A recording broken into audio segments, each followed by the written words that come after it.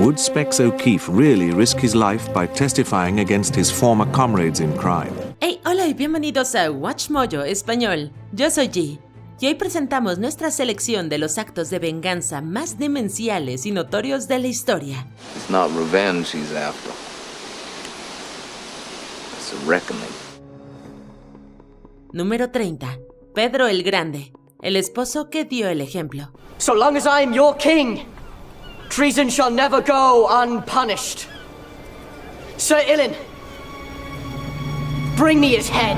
Pedro I, o Pedro el Grande como es más conocido, fue zar y emperador de Rusia a finales del siglo XVII y principios del XVIII. También era un hombre muy celoso. Pedro descubrió que su esposa, Catalina I, mantenía una aventura con su secretario, Guillermo Mons, así que en 1724, Pedro mandó arrestar a Mons por cargos de soborno y abuso de poder. Fue juzgado, declarado culpable y decapitado. Pero hay un detalle más espeluznante. Se dice que Pedro conservó la cabeza de Mons en alcohol y la exhibió en un frasco como advertencia. Incluso llegó a mostrársela con orgullo a Catalina.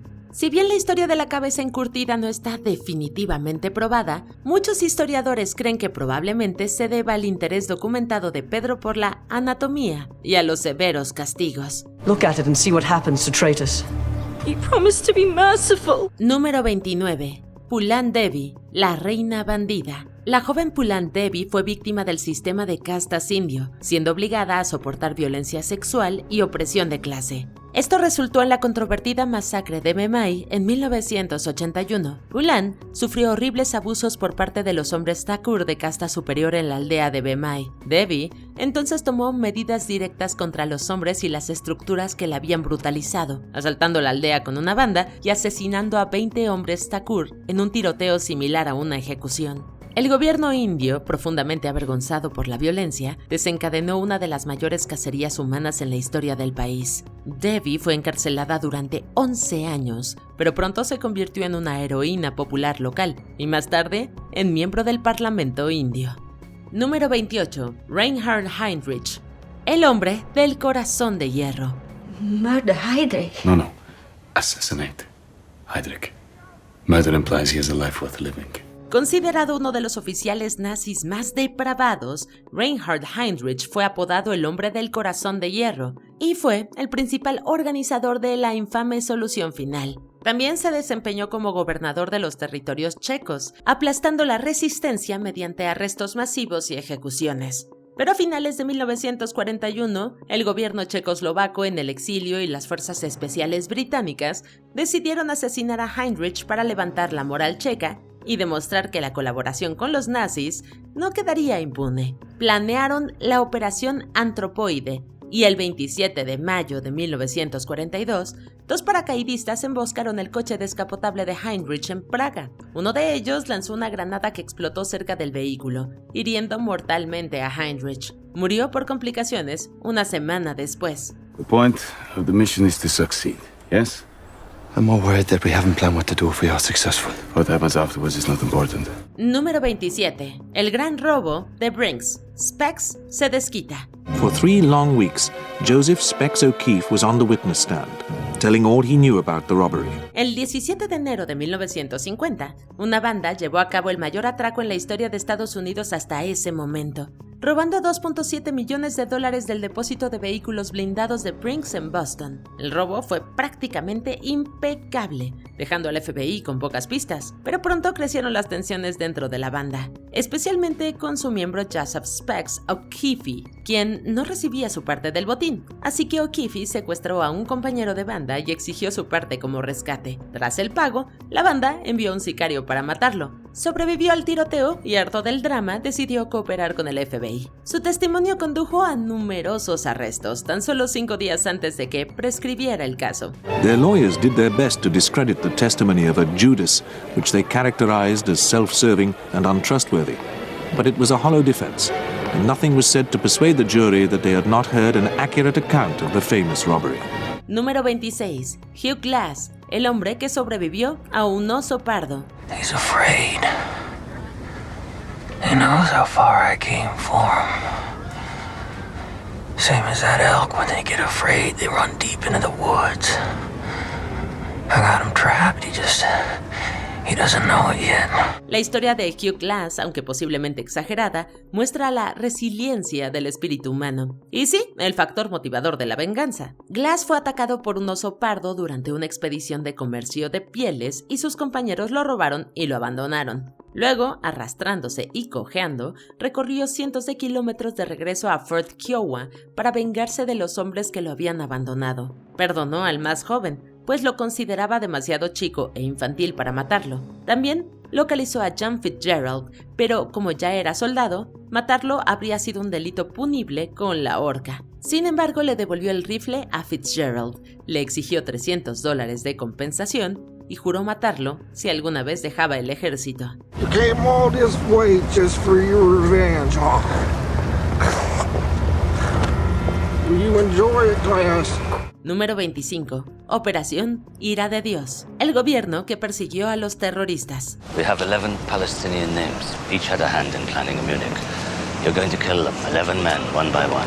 En 1972, 11 israelíes fueron asesinados por el grupo terrorista palestino Septiembre Negro durante los Juegos Olímpicos de Múnich. Este suceso conmocionó al mundo y se le conocería como la Masacre de Múnich. Así pues, el gobierno israelí lanzó la operación encubierta para asesinar a los responsables y vengarse. Se llamó Operación Ira de Dios. Este ataque fue aprobado personalmente por la primera ministra Golda Meir y supervisado por el Mossad, la Agencia de Inteligencia Nacional de Israel. Sus agentes recorrieron el mundo y asesinaron a varios objetivos clave a lo largo de muchos años. You killed them for the sake of a country you now choose to abandon. The country your mother and father built, that you were born into. You killed them for Munich, for the future, for peace. Número 24. Wyatt Earp, el agente de la ley que formó una cuadrilla. Well, let's hope he's got another miracle up his sleeve. Because if I know Ringo, he's headed straight for us. If they were my brothers, I'd want revenge too.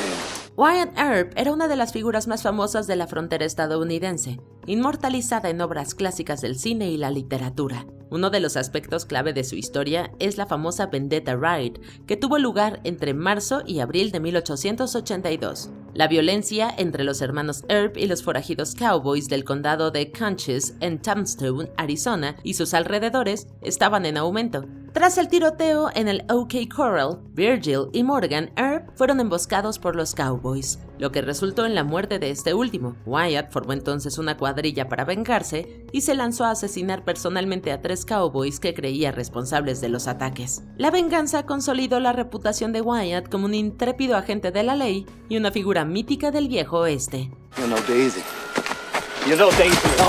Número 23. Vlad el Empalador, el hombre que luchó contra un imperio.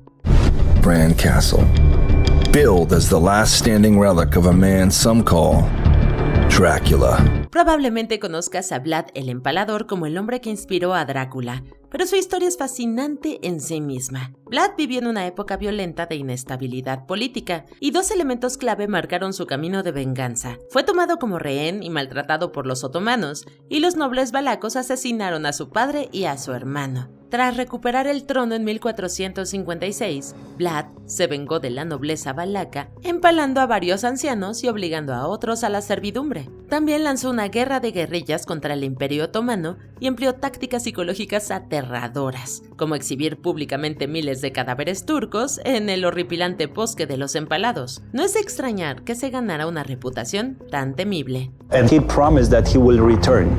That was his curse, and I will take revenge against those that they betrayed me. Número 22. Sven Forkbred, el vikingo que invadió un país. There's nothing I despise more than a traitor. En 1002, el rey Ethelred de Inglaterra, frustrado por la creciente presencia danesa en su país, ordenó una masacre de daneses residentes en Inglaterra. Esto se conoce como la masacre del día de San Bricio. Se dice que entre los muertos se encontraba la hermana y el cuñado de Sven, rey de Dinamarca. La masacre de su pueblo y su familia indignó a Forkbred, quien lanzó una serie de invasiones devastadoras durante la década siguiente. Sus incursiones fueron brutalmente salvajes y logró conquistar Inglaterra obligando al rey Ethelred al exilio y asumiendo su cargo de rey. Su breve reinado marcó la primera vez que un rey vikingo gobernó toda Inglaterra. Eso sí es venganza. If anything should happen to Svein,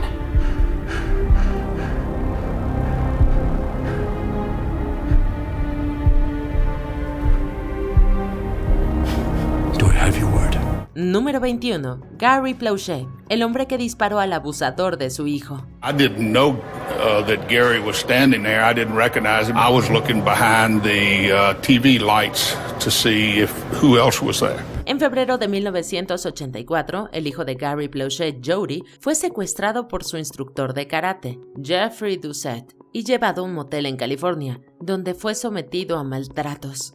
El calvario terminó cuando Doucette permitió que Jody llamara a su madre, lo que provocó una redada policial y su arresto. Poco después, la policía escoltó a Doucette por el aeropuerto metropolitano de Baton Rouge. Sin que nadie lo supiera, Gary esperaba cerca de una hilera de teléfonos públicos. Al pasar junto a él, Doucette se giró y le disparó en la cabeza, a la vista de la policía y un equipo de noticias local. Sorprendentemente, Planchet nunca cumplió condena en prisión. En su lugar, recibió una sentencia suspendida, 5 años de libertad condicional y 300 horas de servicio comunitario. Did you learn anything from this? Just how much I love my children. Número 20. Marvin Heemeyer, el creador de Killdozer. Durante años, Heemeyer había tenido conflictos con gente de Granby, Colorado, incluido vecinos, funcionarios municipales y la prensa. Después de una última injusticia, vendió su propiedad y pasó 18 meses convirtiendo su excavadora en un arma.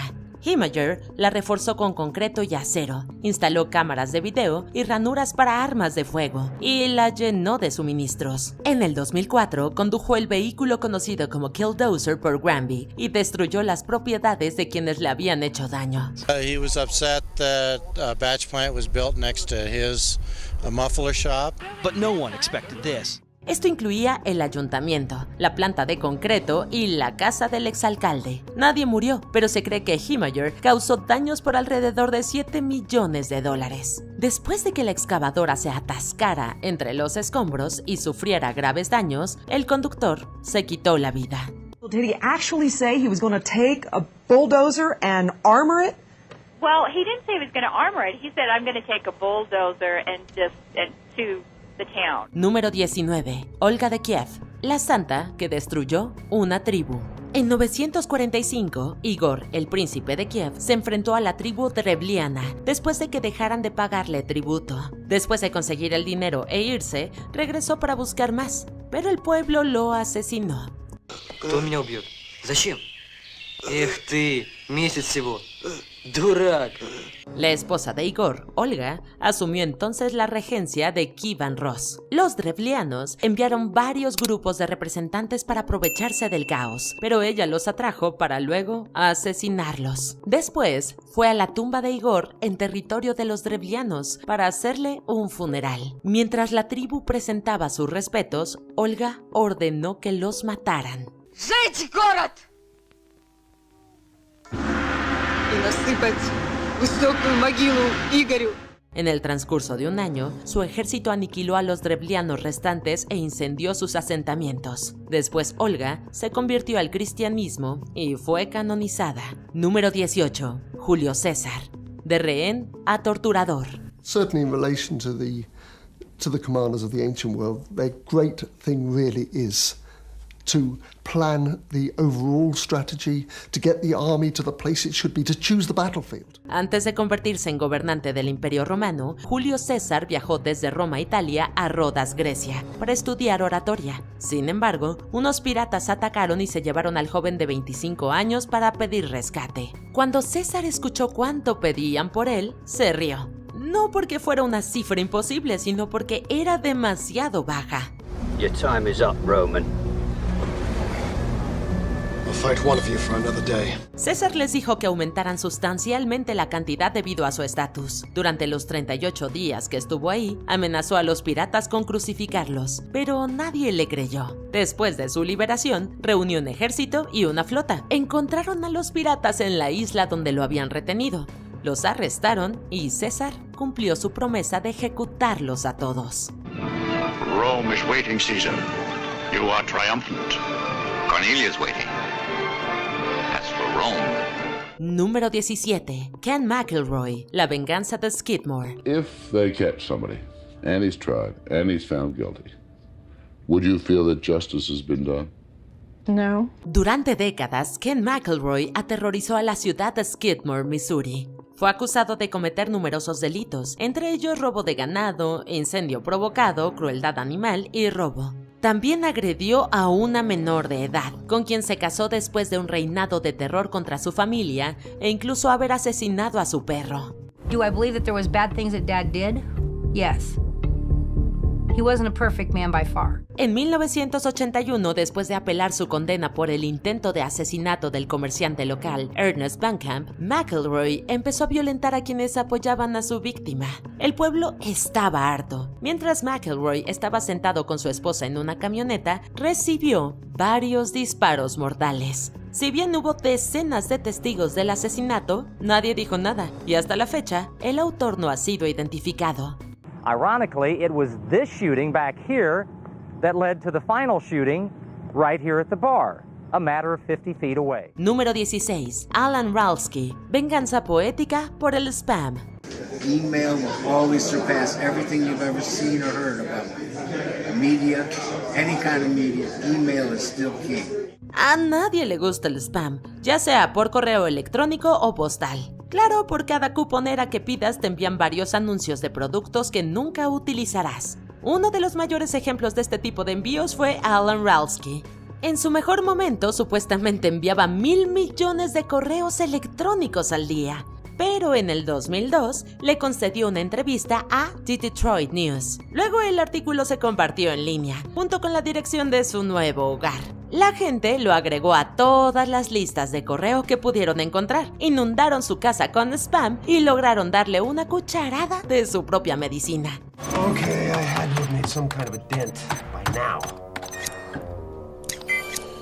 Oh, come on! En el 2009, Ralsky fue sentenciado a 4 años de prisión por varios delitos graves, incluido fraude, spam y lavado de dinero. Número 15. Jean Duclisseau. Lanzarse a los mares contra los franceses. Gentlemen.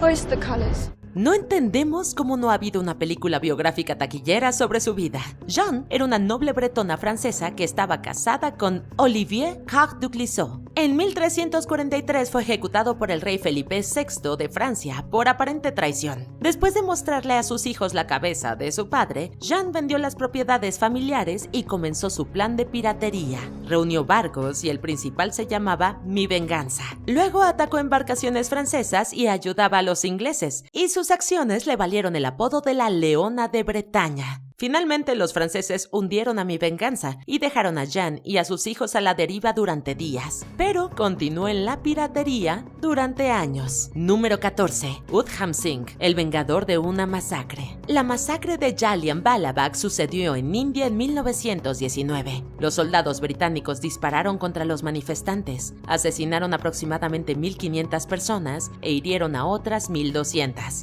They've had their warning. No meetings. Singh fue un revolucionario que luchó por la independencia de la India del colonialismo británico. Mientras estaba en Londres, Inglaterra, planeó su venganza contra Michael O'Dwyer, quien era el vicegobernador de Punjab durante el terrible suceso. En 1940, O'Dwyer, que tenía vínculos con grupos pro-nazis, estaba hablando en Caxton Hall y Singh entró con un arma de fuego escondida en un libro. Mr. Doyle!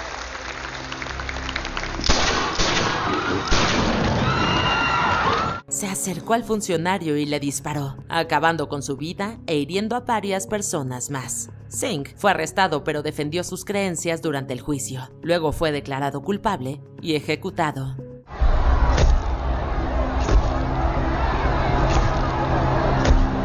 Número 13. Genghis Khan. Borrar un imperio de la historia. With his wife rescued, it was now that Genghis first emerged as the brutal mass murderer of history. En 1218, Genghis buscó comerciar con el vecino imperio Joresmita y envió a varios comerciantes. Sin embargo, el gobernador de Ottar, Inalchuk, que estaba relacionado con el gobernante Mohammed II, arrestó a la caravana por traición y los ejecutó. This was to be the complete destruction of an entire tribe. Con el objetivo de evitar una guerra y vengarse de Inalchuk, Genghis envió embajadores a Mohammed II. Uno fue ejecutado por el gobernante, mientras que los demás fueron afeitados y enviados de regreso. Entonces Khan se puso furioso.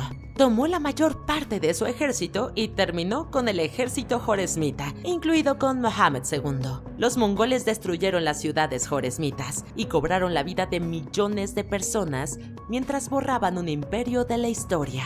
Миний төгсөлтөнд ор олон монголчууд хурлаа. Хүчтэй байхын тулд тэд намайг бүх Монголыг нэгтгэх хүсэлтэйг. Número 12. Las represalias por la liberación de Dachau. They didn't have food to eat. The weather was cold, wintertime, so they were gone. En 1945, los soldados estadounidenses que se acercaban al infame campo de concentración de Dachau no tenían idea del horror que iban a presenciar. En las semanas previas a la liberación, los prisioneros fueron enviados a Dachau cuando comenzaron a ocultar la evidencia de lo que había sucedido. Mientras Estados Unidos luchaba contra los soldados de la SS para que se rindieran, descubrieron miles de cadáveres amontonados, algunos en vagones de tren, y a los sobrevivientes extremadamente desnutridos y maltratados. The smell was horrible.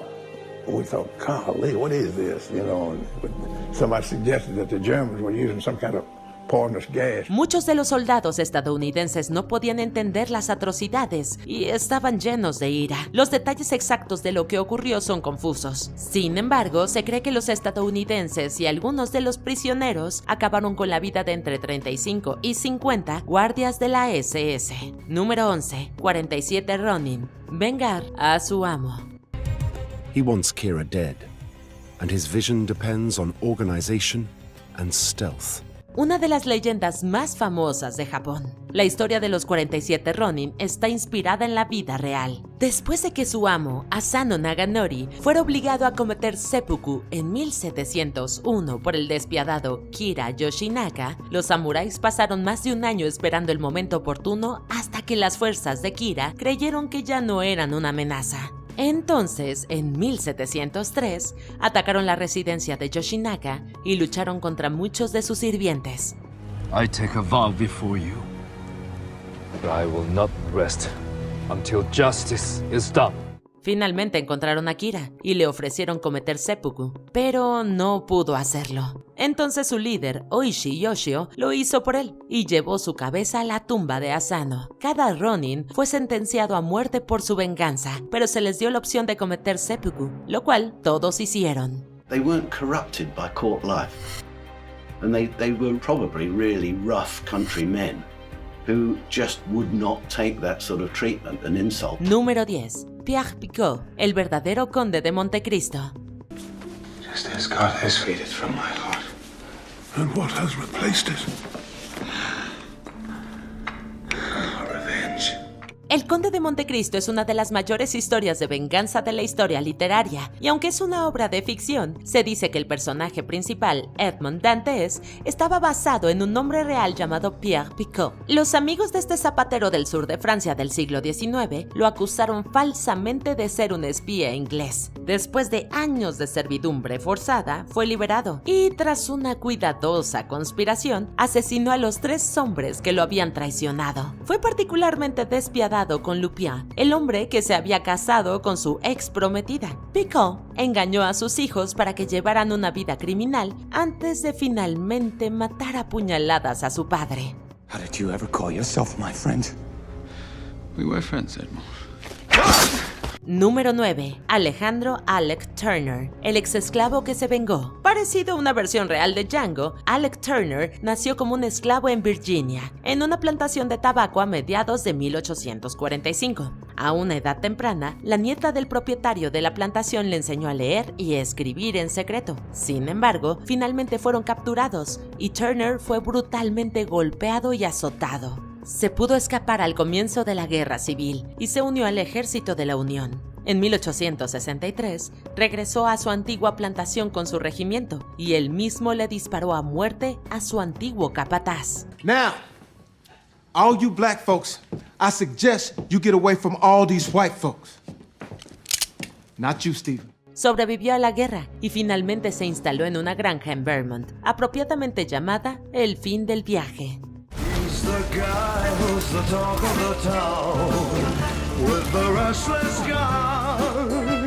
Número 8. Nakam, los Vengadores Judíos. Es comprensible que muchas personas estuvieran insatisfechas con el resultado de los juicios de Nuremberg, en los que solo se acusó a 24 personas. Entonces se formó un grupo llamado Nakam, abreviatura de Dam Yehudi Nakam, o la sangre judía será vengada, con el objetivo de buscar su propia justicia. El grupo envenenó 3.000 hogazas de pan que se enviaron a un campo de prisioneros de guerra estadounidense, destinado a exmiembros de la SS. I don't know how many, but what I know is that the American Army has mobilized all the ambulances, and they had thousands. Según los informes, más de 2.000 prisioneros se enfermaron, pero para decepción del exmiembro de Nakam, Joseph Harmatz, no hubo muertes confirmadas. Según algunos miembros, el grupo originalmente quería matar a 6 millones de alemanes, envenenando el suministro de agua de las principales ciudades del país. To kill 6 million Germans, that's even insane to say that. Which 6 million? Where? How? Número 7. Frank Eaton, el hombre que vengó a su padre. Nacido a mediados del siglo XIX en Connecticut, Frank Eaton se mudó a Kansas con su familia cuando tenía 8 años. Por esa época, su padre justiciero fue asesinado por 6 exsoldados confederados. Un amigo de la familia le dijo a Eaton: «Muchacho, que la maldición de un anciano caiga sobre ti si no intentas vengar a tu padre». Frank comenzó a entrenar. Rápidamente se ganó el apodo del Pistol Pete y se decía que era más rápido con el arma que Buffalo Bill. Según cuenta la historia, logró buscar y matar a 5 de los asesinos antes de cumplir 30 años. Y el último, John Ferber, escapó solo porque murió antes de que pudiera encontrarlo. Número 6. Aaron Burr, el vicepresidente que ya había tenido suficiente. Hemos oído hablar de rivalidades políticas, pero nada parecido a esto. Tanto Alexander Hamilton como Aaron Burr fueron piezas importantes en el ajedrez político a principios del siglo XIX. Burr se había enfrentado a Thomas Jefferson por la presidencia, pero perdió, gracias en parte a la influencia de Hamilton. The choice between Jefferson and Burr fell to the House of Representatives, controlled by Hamilton's party called Federalists. Now, Aaron Burr had to make a very hard decision. Unos años más tarde, Burr se postuló para gobernador de Nueva York, pero los esfuerzos de Hamilton lo impidieron una vez más, ya que hizo una agresiva campaña en su contra. Harto, Burr, que en ese momento todavía era vicepresidente, retó a Hamilton a un duelo. La pareja se encontró en Weehawken, Nueva Jersey, y Hamilton resultó herido de muerte. Número 5. Buford Pusser, el sheriff que caminaba erguido. Yes, I was beaten and robbed on the Mississippi and Tennessee state line, and of course the local law enforcement wasn't doing anything about it, and that's when I decided to run for sheriff over there. Durante su tiempo como sheriff del condado de McNairy, Buford Pusser libró una guerra personal contra el crimen, centrándose principalmente en la pandilla que operaba en la frontera entre Mississippi y Tennessee. Naturalmente, esto no le gustó a los criminales que hirieron gravemente a Pusser y asesinaron a su esposa desde un auto. Su búsqueda de venganza inspiró una trilogía de películas en los años 70 y una nueva versión en el 2004, protagonizada por Dwayne Johnson. I grew up in this town. People used to walk tall in this town. They wouldn't have traded the mill for a crooked casino. Aunque los detalles exactos no son claros debido al misterio y rumores, varios autores y autoridades locales han sugerido que Pusser participó en el asesinato de 3 de los 4 hombres a los que acusó de la muerte de su esposa. People are looking for maybe a hero type, somebody that stood up for the underdog. Número 4. Carl V. Erickson, el jubilado que guardaba rencor.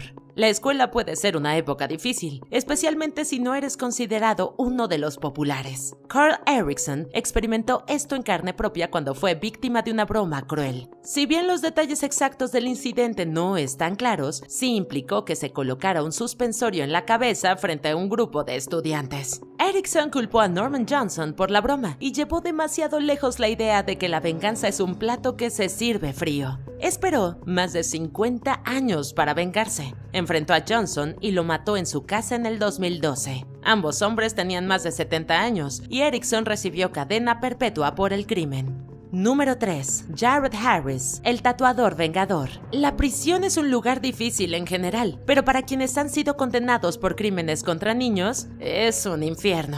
En el 2006, Anthony R. Stackelman fue condenado a cadena perpetua tras agredir y asesinar a la joven Katie Coleman. Para ignorancia de los funcionarios, lo colocaron en la misma prisión que el primo mayor de su víctima, Jared Harris, que cumplía condena por robo. Por lo que los investigadores pudieron investigar, parece que arrinconó a Stackelman y con la ayuda de otros prisioneros, tatuó las palabras encontradas en la frente del asesino a la mañana siguiente: la venganza de Katie. Número 2. Lorena Bobbitt, la esposa que se negó a seguir siendo la víctima. I will wake up shaking and scared and I will have nightmares. Hemos oído hablar de matrimonios difíciles, pero este caso llamó la atención de la comunidad internacional. Según Lorena Bobbitt, durante años había sufrido diversas formas de abuso a manos de su esposo, y la noche en que finalmente estalló, él había abusado de ella. Esto fue el 23 de junio de 1993, una fecha que probablemente su ex esposo John Wayne Bobbitt nunca olvidará. My mind went blank.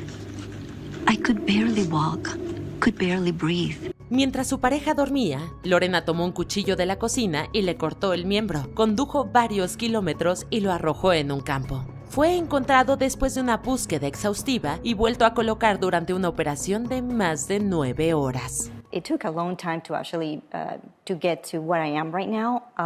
It's really psychologically. Hey, aún no llegamos al final. Recuerda suscribirte a nuestro canal y activar la campana para recibir notificaciones de nuestros últimos videos. Muy bien, veamos el puesto número 1. Número 1. Aku Yadav, el depredador ajusticiado por un grupo de mujeres. Durante más de una década, el gángster indio Aku Yadav, cuyo nombre real es Bharat Kalicharan, aterrorizó a los lugareños de un barrio pobre a las afueras de la ciudad de Nagpur. Agredió sexualmente a más de 40 mujeres y mató al menos a 3 personas. Después de que una turba incendiara su casa, Yadav hizo que la policía, que tenía en la palma de su mano, los arrestara para su propia protección. En respuesta, cientos de mujeres irrumpieron en la sala del tribunal donde se llevaba a cabo la audiencia de libertad bajo fianza y lo mataron a puñaladas. Las mujeres admitieron abiertamente su responsabilidad y aunque algunas fueron arrestadas, la policía finalmente dio marcha atrás y las liberó.